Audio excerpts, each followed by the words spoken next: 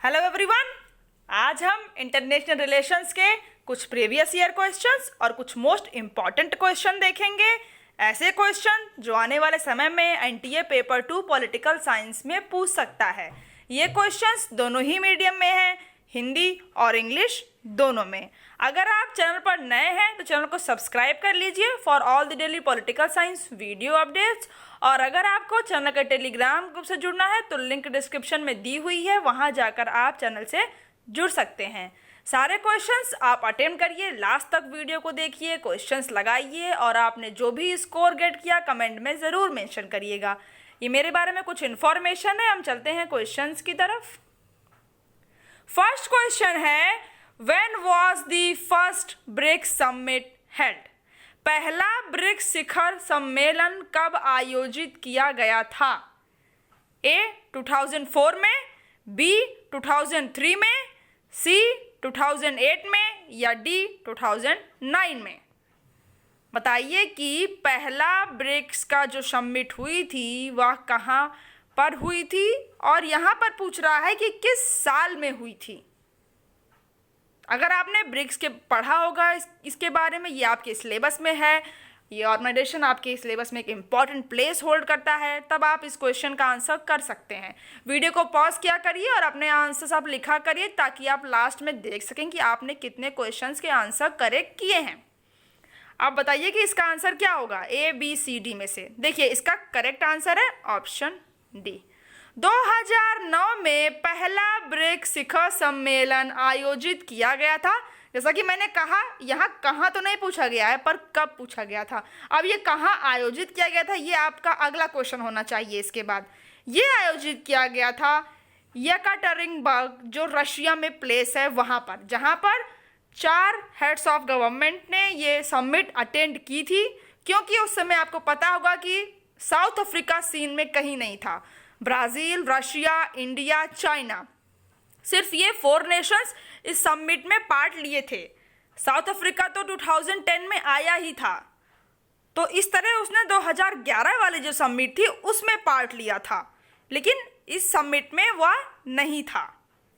अब जो ब्रिक ये वर्ड है ये तो 2001 में ही कॉइन किया गया था जिम ओ नेल के थ्रू। ये ग्रुप 5 एमर्जिंग इकोनॉमीज़ का है। वर्ल्ड में जो ऐसी इकोनॉमीज़ हैं जो बिल्कुल उठ रही हैं, बहुत तेज़ी से आगे बढ़ रही हैं, उनका ये ग्रुप है। एक तरह से ये ग्रुप तो 2009 से ही फॉर्मली बना है। इसके थ्रू जितने नेशंस इसमें हैं, ये 5 नेशन, ये अपने कॉमर्शियल, कल्चर और अपने पॉलिटिकल जो कॉपरेशन है उसको बढ़ा सकें, इसलिए ये ग्रुप फॉर्म्ड किया गया था। देखते हैं नेक्स्ट क्वेश्चन क्या है। सेकेंड क्वेश्चन में आपको असर्शन दिया है और रीजन दिया है। अब आप देखिए कि असर्शन क्या कह रहा है कि GATT went into effect in 1948। 1948 में गैट लागू हुआ। रीजन है it was not signed by USA. यह यूएसए द्वारा हस्ताक्षरित नहीं था। आप बताइए कि क्या स्टेटमेंट और रीज़न दोनों सही हैं और रीज़न स्टेटमेंट को सही एक्सप्लेन कर रहा है, या फिर स्टेटमेंट और रीज़न दोनों सही है पर रीज़न सही एक्सप्लेन नहीं कर रहा है स्टेटमेंट को, या स्टेटमेंट सही है रीज़न गलत है, या फिर रीज़न सही है और स्टेटमेंट गलत है।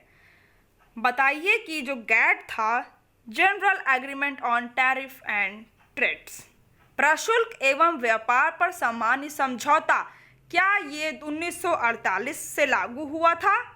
और दूसरा है कि क्या इसमें अमेरिका ने सिग्नेचर नहीं किए थे? अब बताइए कि इसका आंसर क्या होगा। अब देखिए, ये WTO के अंदर का ही ऑर्गेनाइजेशन है, तब आपने इसको ज़रूर पढ़ा होगा और इस पे मैंने कई क्वेश्चन इसके पहले करवाए भी हैं। अब बताइए कि इसका आंसर क्या होगा। देखिए, सबसे पहले हम असर्शन देखते हैं। क्या कह रहा है कि GATT went into effect in 1948। 1948 में गैट लागू हुआ। क्या ये बात सही है? ये बात बिल्कुल सही है। गैट इफेक्ट में 1948 से ही आया था। हालांकि 1947 में इस पर सिग्नेचर हुए थे। कितने नेशन थे? 23 देश थे जिन्होंने इस पर हस्ताक्षर किए थे। अब दूसरा रीजन क्या है कि it was not sign by USA, USA ने इस पर सिग्नेचर किए थे, इसलिए ये स्टेटमेंट बिल्कुल गलत है। रीजन यहाँ पर गलत हो गया। इसका आंसर क्या हो गया?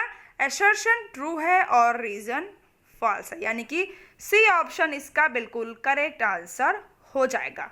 गैट एक लीगली मल्टीलेटरल एग्रीमेंट था जो बहुत से देशों के बीच हुआ था।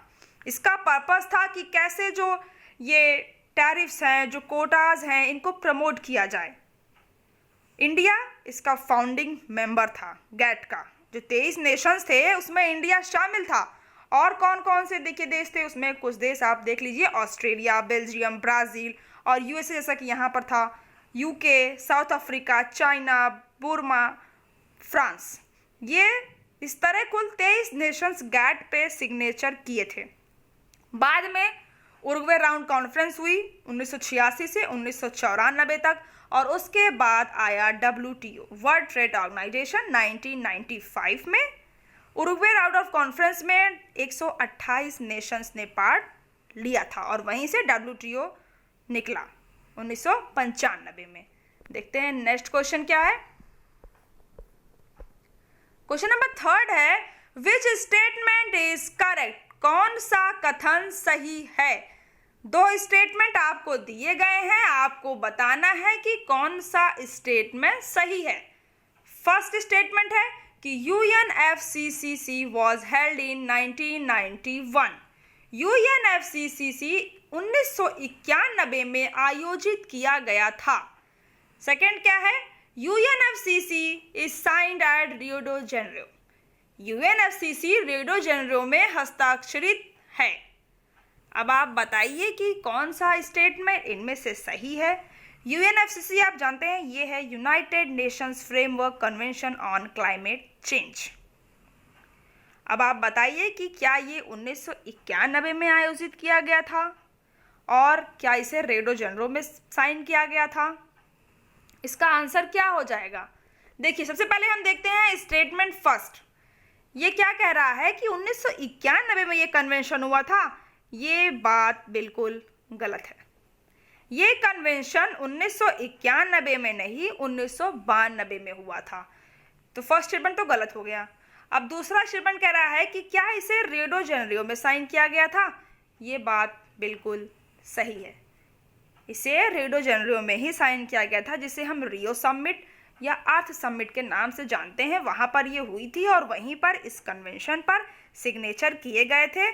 एक कॉन्फ्रेंस थी वहाँ पर, United nation conference on environment and development, UNCED की कॉन्फ्रेंस थी रियो डी जेनेरो में, और वहीं पे UNFCC पर हस्ताक्षर किए गए थे और 92 में सिग्नेचर हुए थे। लेकिन ये जो प्रभावी हुआ था वो हुआ था 1994 से। इसका मेन एम क्या था? क्यों ये कन्वेंशन लाया गया था? इसका मेन एम था कि जो ग्रीन हाउस गैसेज हैं इनको लिमिट किया जाए। जो इनका कंसंट्रेशन है उसको कम करने के लिए हमें क्या क्या स्टेप्स उठाने की ज़रूरत है वो इस कन्वेंशन में बात की गई थी। हालांकि ये एक नॉन बाइंडिंग ट्रीटी के तौर पर है, कोई कंपल्सिव नहीं है किसी भी नेशन के लिए इसे लागू करना। ये एक इंटरनेशनल एनवायरनमेंट ट्रीटी थी। इसका सेक्रेटेरिएट है बॉन, जर्मनी में। अब इस क्वेश्चन का आंसर क्या है? B, only second statement is correct. देखते हैं नेक्स्ट क्वेश्चन क्या है।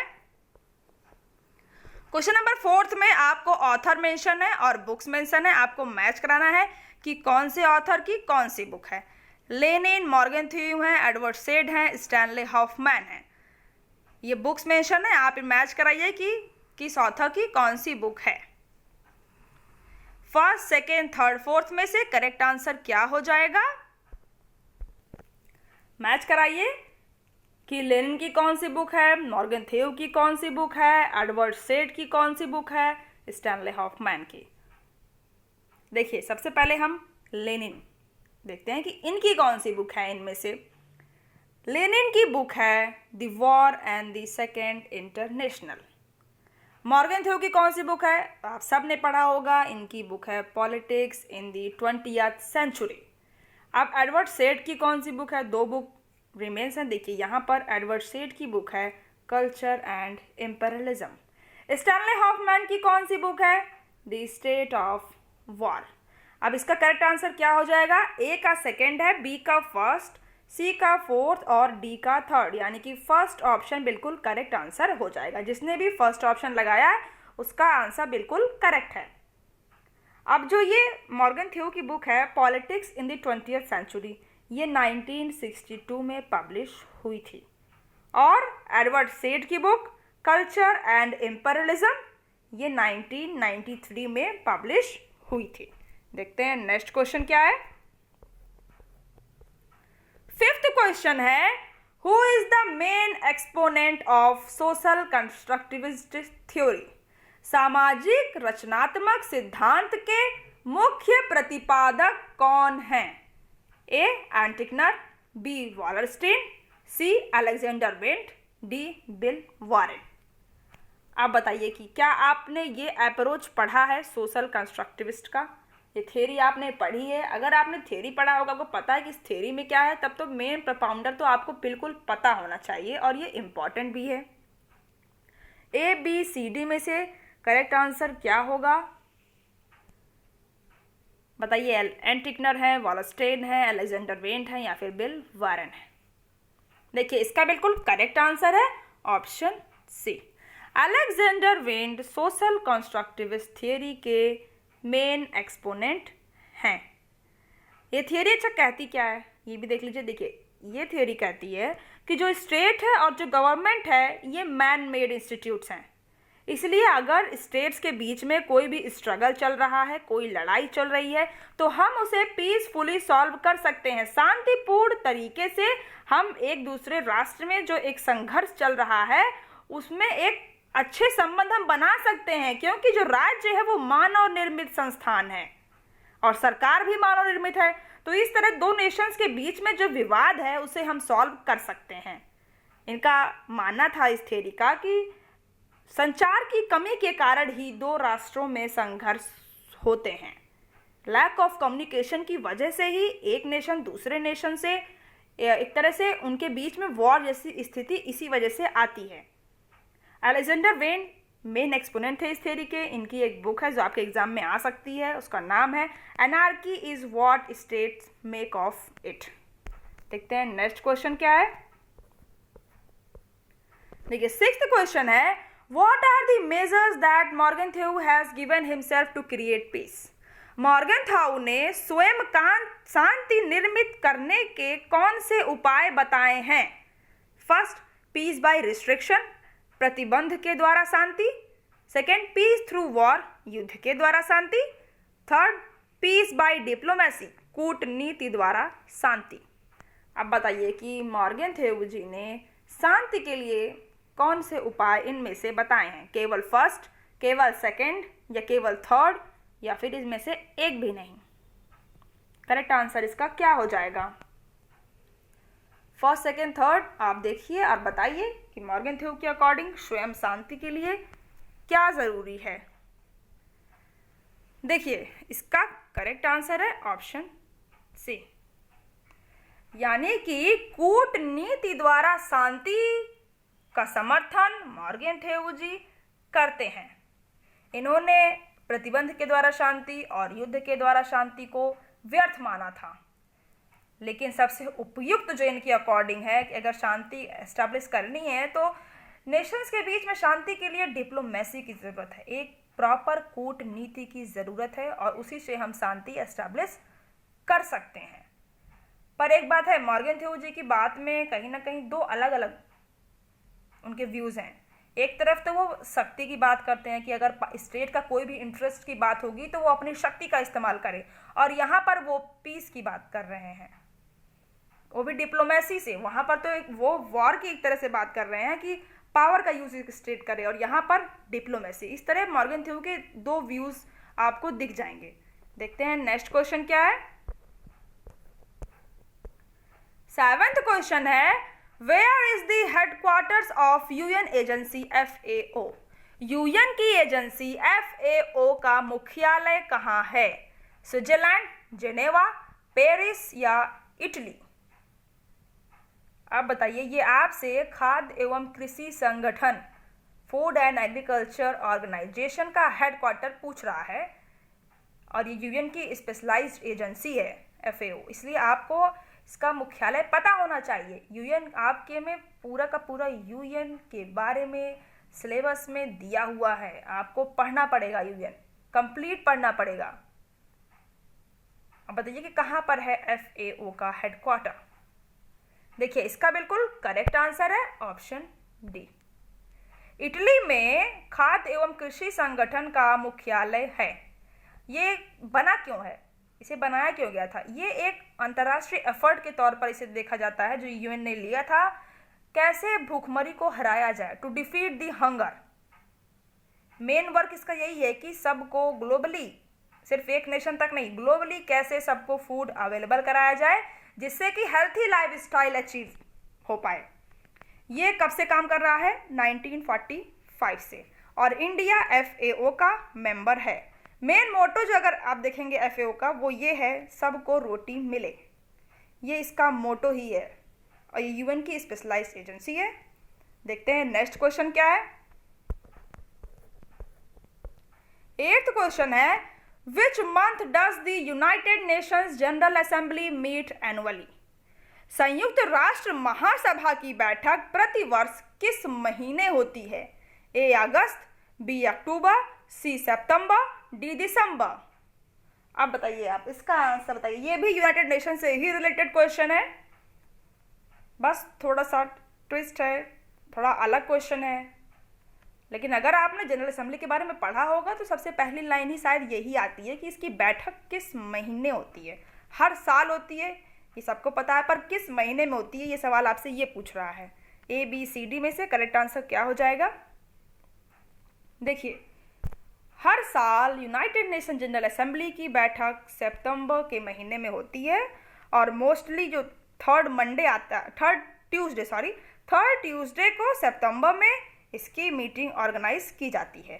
अब ये भी तो यूनाइटेड नेशन के जो 6 प्रिंसिपल ऑर्गन है उसका पार्ट है जनरल असेंबली, और ये यूएन के चार्टर 4 में आता है, जिसमें कि इसके पावर और जो इसके क्या कार्य हैं ये उस प्रॉपर एक चार्टर 4 में मेंशन है। देखते हैं नेक्स्ट क्वेश्चन क्या है। 9th क्वेश्चन है, where is the peace research centre established?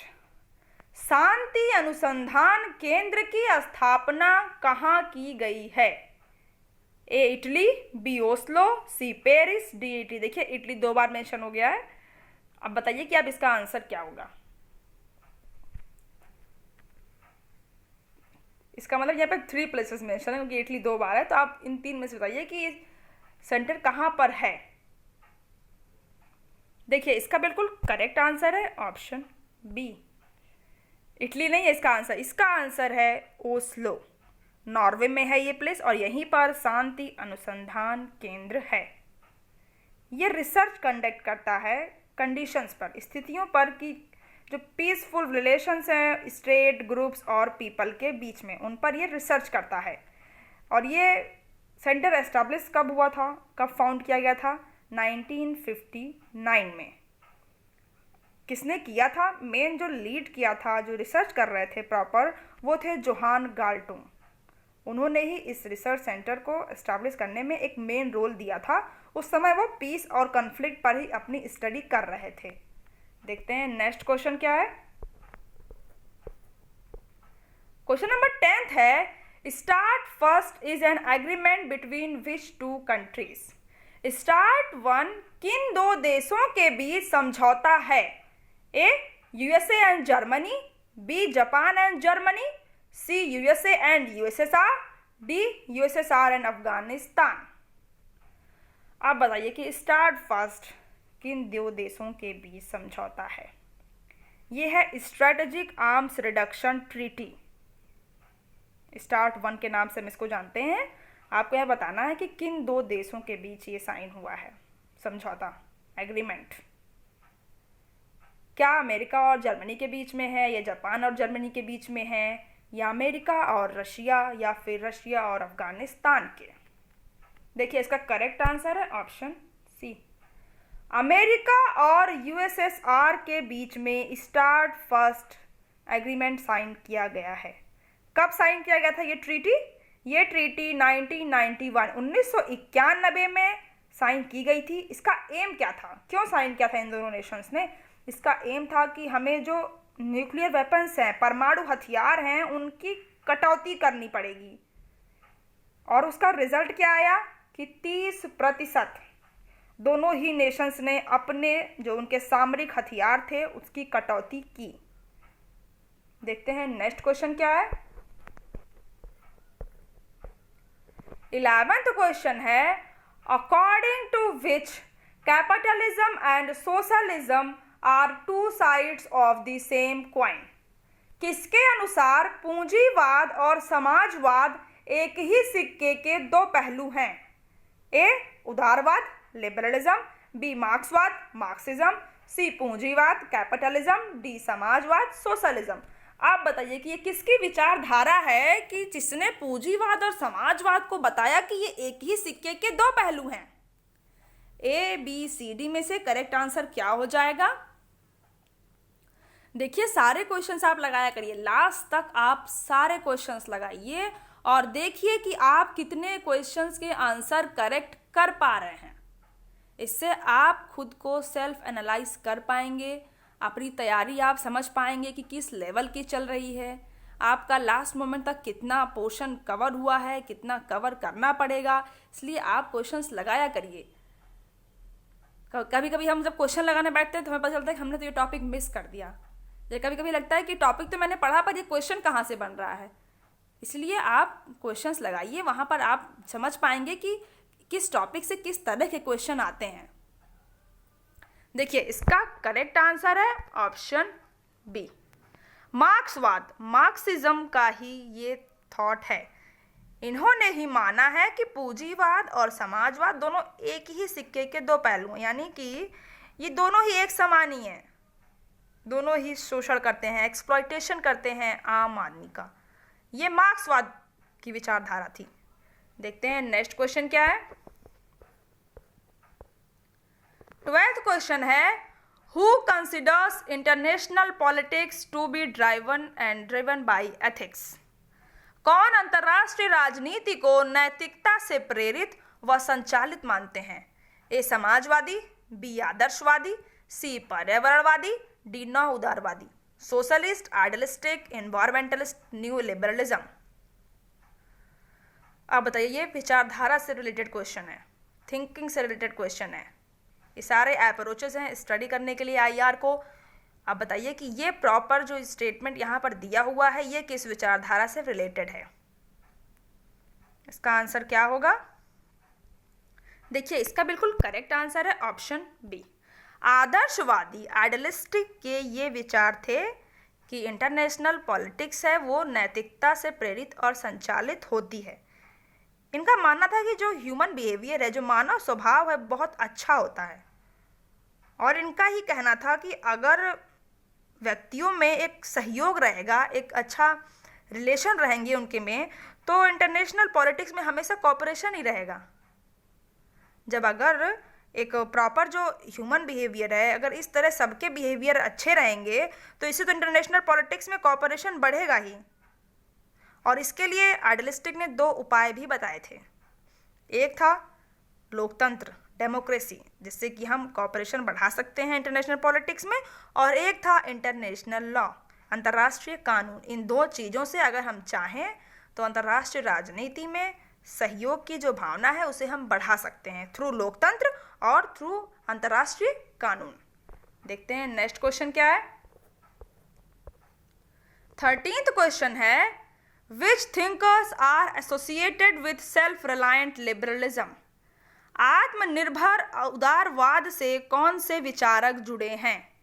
A Michael Walzer and Robert Nye, B Robert Keohane and Joseph Nye, C Steven Rose and Martin Griffiths, D John Davidson and Steven Martin.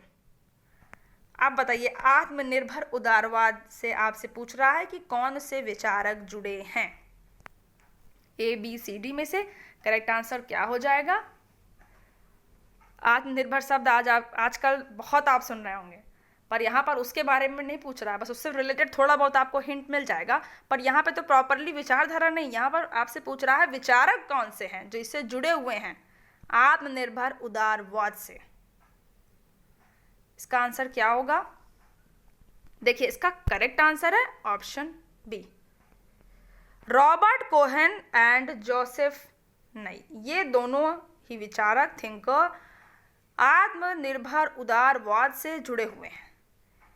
अच्छा, ये है क्या? इनका मानना क्या था? इनका मानना था कि जो आर्थिक गतिविधियां हैं अगर हम उनका विस्तार कर दें तो जो राज्यों के बीच एक संबंध है वो आत्मनिर्भरता की तरफ जाएगा और उसमें वृद्धि होगी। इकोनॉमिक एक्टिविटीज़ अगर हम इंक्रीज कर देते हैं स्टेट्स के ऊपर के बीच में, तो जो उनकी सेल्फ रिलायंट लिबरलिज्म है उसमें इंक्रीजमेंट होगी। यहाँ पर आत्मनिर्भर शब्द सिर्फ इकोनॉमिक एक्टिविटी के लिए ही आया है, आर्थिक गतिविधि के लिए ही। अब ये दोनों थिंकर्स की आप बुक देख लीजिए जो इम्पॉर्टेंट है। इनकी बुक्स हैं power and independence, power and governance in a partially globalised world, transnational relations and world politics. ये रॉबर्ट कोहेन और जोसेफ नई की कुछ बुक्स थी जो आपके एग्जाम में आ सकती हैं। देखते हैं नेक्स्ट क्वेश्चन क्या है। 14th क्वेश्चन है, who wrote the book name stable peace. Stable peace पुस्तक का नाम किसने लिखा है? आपको बताना है कि ये बुक किसने लिखी है। स्टेबल पीस उस बुक का नाम है।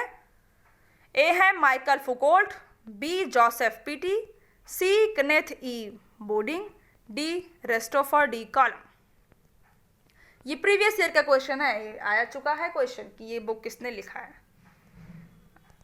अब बताइए कि इसका आंसर क्या होगा। देखिए, इसीलिए आपको ऐसे क्वेश्चंस कराए जा रहे हैं जो एग्ज़ाम में जिनकी प्रोबेबिलिटी पूछने की बहुत ज़्यादा है, इसलिए आप सारे क्वेश्चंस को लगाया करिए। सारे क्वेश्चंस बेस्ट हैं, आप समझ लीजिए आपकी तैयारी के लिए। सारे क्वेश्चंस आप इसलिए अटेम्प्ट करिए, आपके एग्ज़ाम के लिए बहुत हेल्पफुल साबित होंगे। अब बताइए कि ये बुक किसने लिखी है stable peace. A B C D में से करेक्ट आंसर क्या होगा? देखिए, इसका करेक्ट आंसर है option C, Kenneth E Boulding की ये बुक है स्टेबल पीस। कब पब्लिश हुई थी? 1978 में, 1978 में। आप ये बुक अच्छे से देख लीजिए क्योंकि ये हो सकता है कि आने वाले समय में ये बुक फिर से रिपीट करके पूछी जाए।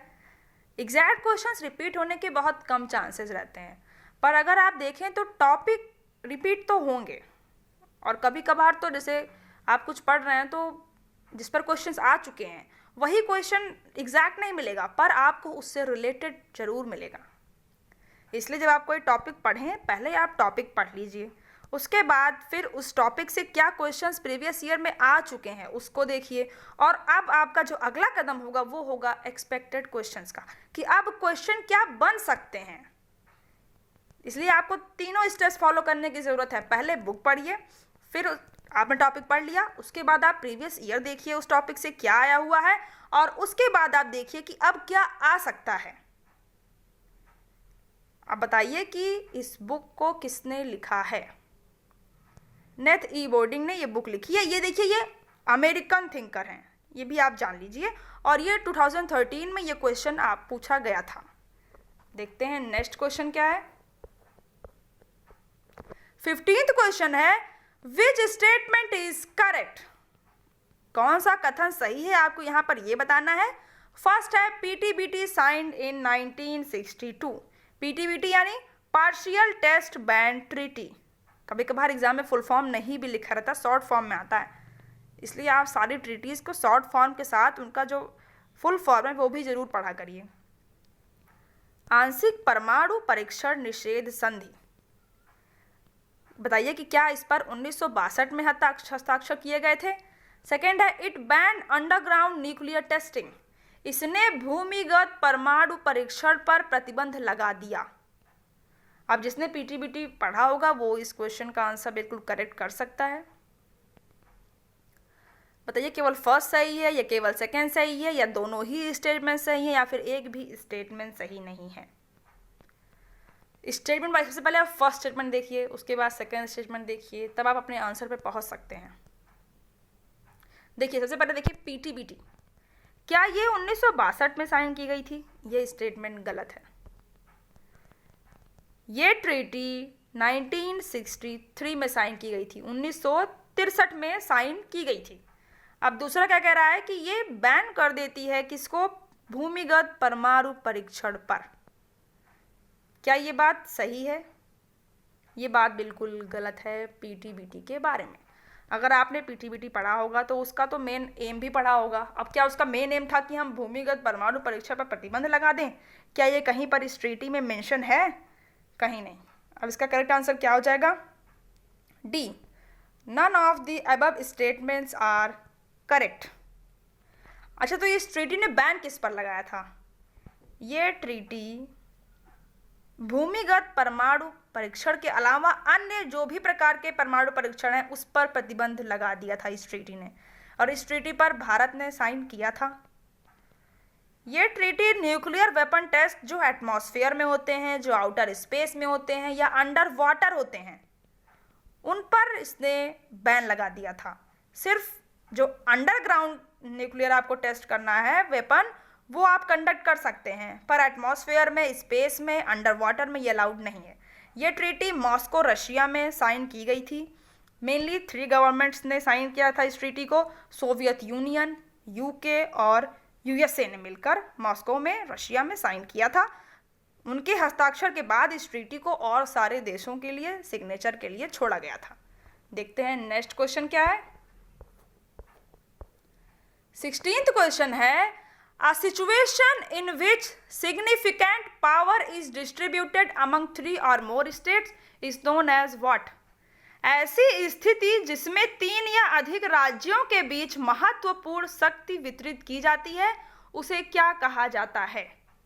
ए, बायोपोलैरिटी, 2 ध्रुवीय, B, a balance of power, शक्ति का संतुलन, C, a state of nature, प्रकृति की एक अवस्था, या डी, मल्टीपोलैरिटी, बहु ध्रुवीयता। यहां पर आपसे पूछ रहा है कि 3 या अधिक राज्यों के बीच जो शक्ति का वितरण होता है उसे हम क्या कहते हैं? ए, बी, सी, डी में से आंसर क्या होगा? देखिए इसका करेक्ट आंसर है ऑप्शन डी, मल्टीपोलैरिटी हम उसे कहते हैं। जहां पर एक सिस्टम है ये, जहां पर जो पावर है वो डिस्ट्रीब्यूटेड हो एटलीस्ट कम से कम 3 नेशंस के बीच में, और ज़्यादा से ज़्यादा कितने भी नेशन हो पर कम से कम 3 नेशंस तो होने ही चाहिए। और हम बायोपोलैरिटी तब कहते जब 2 नेशंस होते तब। अब ये इसमें ये होता है कि जैसे जो कंट्रीज़ के इक्वल अमाउंट्स की मिलिट्री हो, उनके कल्चर सेम हो, उनकी इकोनॉमी थोड़ी बहुत सेम हो, कंपटीशन में हो, वो इसमें इन्वॉल्व हो सकते हैं। देखते हैं नेक्स्ट क्वेश्चन क्या है। 17th क्वेश्चन है, the United Nations charter is, संयुक्त राष्ट्र चार्टर है, आपको बताना है कि क्या है। A, largely concern with individual human rights, व्यक्तिगत मानवाधिकारों से काफी चिंतित है। B, wholly concern with the relationship between state, पूरी तरह से राज्य के बीच संबंध के बारे में। C, an attempt to legitimize the dominance of great powers over little ones, छोटों पर महान शक्तियों के प्रभुत्व को वैध बनाने का प्रयास। या D, devoted to a wide range of subjects including peace, justice, freedom and economic social rights, शांति, न्याय, स्वतंत्रता और आर्थिक सामाजिक अधिकारों सहित विषयों की एक विस्तृत श्रृंखला के लिए समर्पित।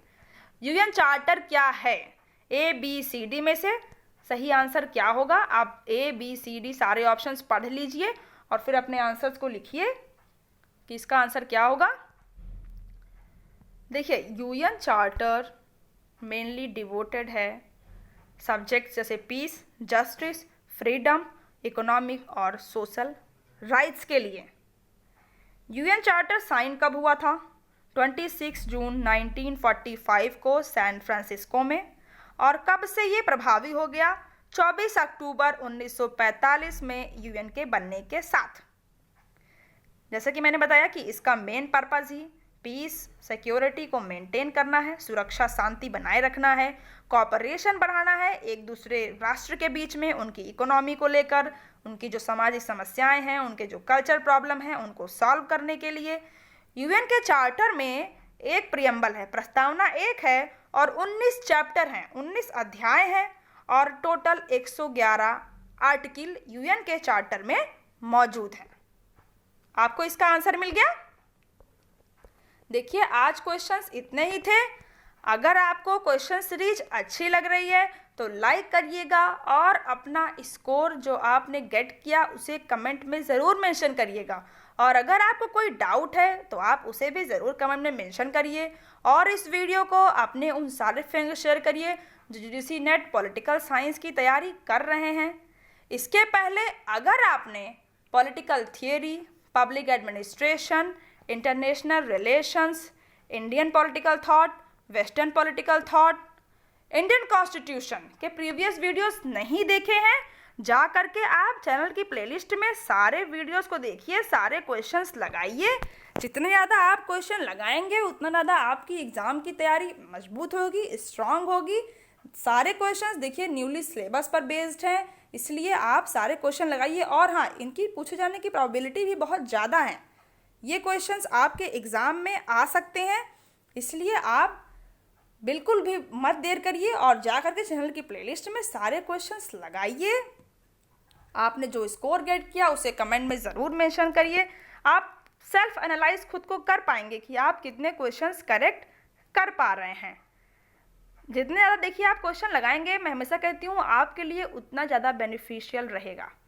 और देखिए अगर जिसको दिसंबर में अटेम्प्ट देना है वो उसने अगर बुक्स का वो वीडियो नहीं देखा है कि कौन सी बुक पढ़नी चाहिए तो आप जाकर के उस वीडियो को ज़रूर देखिए। उसमें मैंने आपको बताया है कि आप कौन कौन सी बुक पढ़ करके अपना नेट और जेआरएफ क्रैक कर सकते हैं। प्लेलिस्ट में अवेलेबल है, आप जाकर वो बुक वाला वीडियो ज़रूर देखिएगा, आपके लिए बहुत हेल्पफुल होगा। और जिसको सिलेबस भी जानना है वो भी ज़रूर देखें, वहाँ पर सिलेबस भी दिया हुआ है, इसलिए आप जा करके उस वीडियो को ज़रूर देखिए। और अगर आप चैनल पर नए हैं तो चैनल को सब्सक्राइब कर लीजिए for all the daily political science video updates.